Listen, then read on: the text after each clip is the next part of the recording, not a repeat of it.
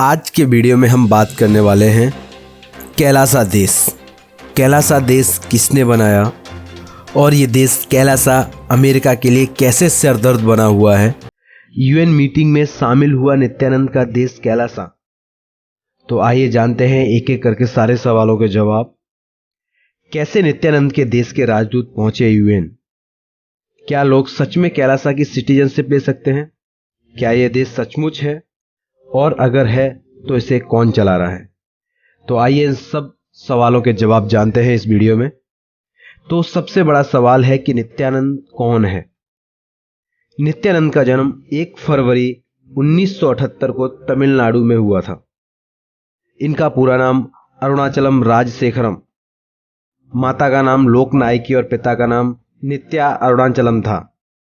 इनकी पढ़ाई Rajagopala polytechnic college से हुई थी। तो ये था नित्यानंद का इंट्रोडक्शन। फिर आगे होता यह है कि 10 जून 2012 को नित्यानंद पर एक रेप का केस दर्ज हुआ। लेकिन बात बिगड़ी 2018 में, जब कर्नाटक हाई कोर्ट ने नित्यानंद की एक प्री बेल कैंसिल की। उसके बाद नित्यानंद को पता चल चुका था कि अभी वो भारत में सुरक्षित नहीं रह सकता है, अभी उसे जेल की हवा खानी पड़ेगी। तो उसके बाद नित्यानंद ने देश छोड़ के भाग गया और फिर उसने यूनाइटेड स्टेट ऑफ कैलासा की स्थापना की और ये दुनिया में रहने वाले सभी हिंदुओं को अपनी पॉपुलेशन मानता है। अगला सवाल ये है कि आप कैलासा देश की सिटीजनशिप कैसे ले सकते हैं। तो आप कैलासा की जो वेबसाइट है, ऑफिशियल वेबसाइट, उस पर विजिट करेंगे तो वहाँ पे QR कोड है, उसको स्कैन करके आप कैलासा की सिटीजनशिप ले सकते हैं।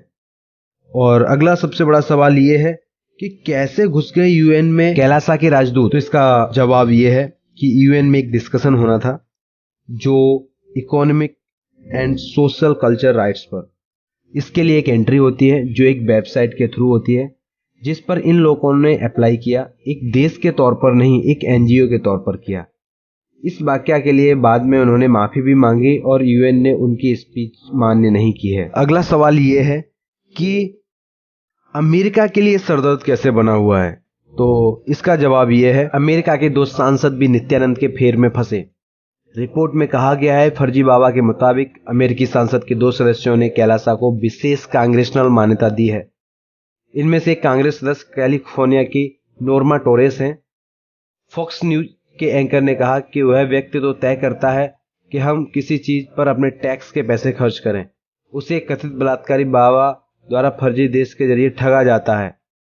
ओहायो के रिपब्लिकन नेता ट्राय वाल्डरसन ने भी उनकी दिव्य पवित्रता और उनको हिंदू धर्म के पुजारी होने को कांग्रेशनल मान्यता दी है।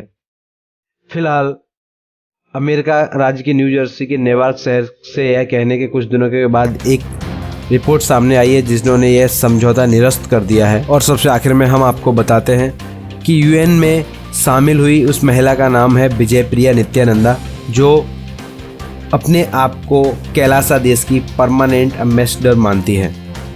ये जानकारी हमें उनकी लिंक्डइन प्रोफाइल से मिली है। इसी प्रकार की लेटेस्ट जानकारी के लिए आप हमारे चैनल को सब्सक्राइब करें और जानकारी अच्छी लगी हो तो ज़रूर लाइक करें।